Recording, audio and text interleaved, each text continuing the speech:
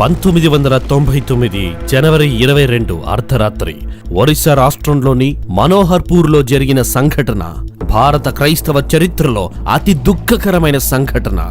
అమానుష్యమైన రీతిలో తమ సజీవ శరీరాలు కాల్చబడి ప్రాణాలు కోల్పోయి దుర్బలమైన ఆకారముగా మిగిలిన సంఘటన. ఏమిటా సంఘటన? అసలు ఏమి జరిగింది? గ్రహెమ్ స్టీన్ 1941వ సంవత్సరంలో ఆస్ట్రేలియా దేశంలో పుట్టాడు. విలియం ఎలిజబెత్లకు రెండవ సంతానముగా స్టెయిన్ జన్మించాడు. తన 10వ ఏట ఒక సువార్త కూడికలో యేసుక్రీస్తు ప్రభుల వారిని తన స్వరక్షకునిగా అంగీకరించాడు. స్టెయిన్ మొదటిసారిగా 1965లో భారతదేశమునకు వచ్చాడు. ఇవాంజలికల్ మిషనరీ సొసైటీ ఆఫ్ మయూర్భంజ్లో చేరి గిరిజన ప్రాంతాలలో సువార్త ప్రకటించడం ప్రారంభించాడు. 1982వ సంవత్సరంలో మయూర్భంజ్లో కుష్ఠవ్యాధిగ్రస్తుల కోసం ఒక ఆశ్రమమును ప్రారంభించాడు. 1983లో బారీపదలో కూడా సేవ చేయడం ప్రారంభించాడు. అదే సంవత్సరం గ్లాడిస్ను పెళ్లి చేసుకున్నాడు. వీరికి 3 సంతానం. వారు Esther, Philip, Timothy. Philip the missionary హృదయం, అందరినీ ప్రేమించేవాడు.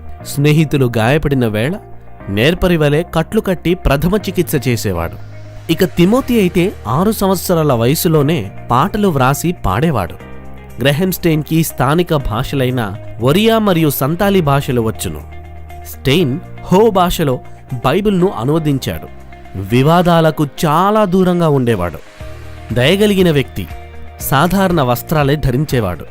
అతనిని మాత్రమే గుర్తుకు తెచ్చే టోపీని ఆడించుచు బారిపద పరిసర ప్రాంతాలలో సైకిలుపై తిరుగుతూ సేవ చేసేవాడు. తన జీవితకాలంలో ఆయన దేవుని ప్రేమను ఇతరులకు చెప్పిన దానికంటే చూపించిందే ఎక్కువ.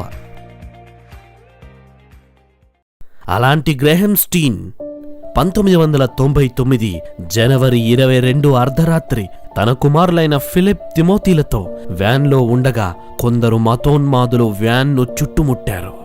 గ్రహెమ్ గారిని 2 బిడ్డలను దారుణంగా కొట్టారు. కత్తులతో పొడిచారు. వ్యాన్ క్రింద ఎండుగడ్డి పెట్టి నిప్పు పెట్టి కాల్చేశారు.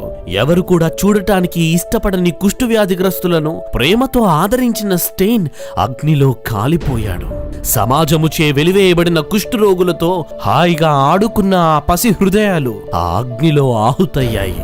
ఈ సంఘటన యావత్ భారతదేశాన్నే కలిచివేసింది. ఈ సంఘటనను ఉద్దేశించి అప్పటి రాష్ట్రపతి ఇలా అన్నాడు: కాల పరీక్షకు నిలిచి సహనాన్ని, సామరస్యాన్ని గండికొట్టే మరుపురాని భయానక తప్పిదం ఇది. ఈ హత్యలు ప్రపంచము చూసిన ఘోరాతి ఘోరమైన నేరాల జాబితాల్లో చేర్చవలసినది అని అన్నాడు. అయినా ఇంత దారుణంగా చంపటానికి గ్రహెమ్ స్టెయిన్ చేసిన తప్పేంటి? సమాజం నుండి నిర్దాక్షిణ్యముగా త్రోసివేయబడిన కుష్ఠరోగులను తన ఆశ్రమమునకు చేర్చి వారి కోసం తన జీవితం ధారపోయటం ఆయన చేసిన తప్ప? భోగభాగ్యాలు గల తన దేశమును వదిలి మరొక దేశంలోని కుష్ఠరోగుల కోసం 34 సంవత్సరాల పాటు సేవ చేయటమా ఆయన చేసిన తప్పు? కుష్ఠరోగులకు స్నేహితుడిగా వారి చేత ముద్దుగా డాడా అని పిలిపించుకోవటమేనా ఆయన చేసిన తప్పు? మేము క్రైస్తవ మనుషులను కాల్చామని గ్రహెమ్ను చంపిన వారు అనుకోవచ్చు. కానీ వారు కాల్చింది క్రైస్తవ మనుషులను మాత్రమే కాదు, మంచితనమును కూడా కాల్చారు. ఏ దేశం కోసమైతే తన జీవితాన్నే ధారపోశాడో ఆ దేశ మతఛాందస్సవాదులు అతనిని చంపేశారు. ఈ సంఘటన నుండి క్రైస్తవులు నేర్చుకోవలసినదేంటో తెలుసా? త్యాగం. అవును, దేవుని కోసం మన ప్రాణాలను త్యాగం చేయాలి. త్యాగం మాత్రమే కాదు, ఇంకా మనం నేర్చుకోవలసింది గ్రహెమ్ భార్య మరియు తన కూతురు చూపిన ప్రతిస్పందన.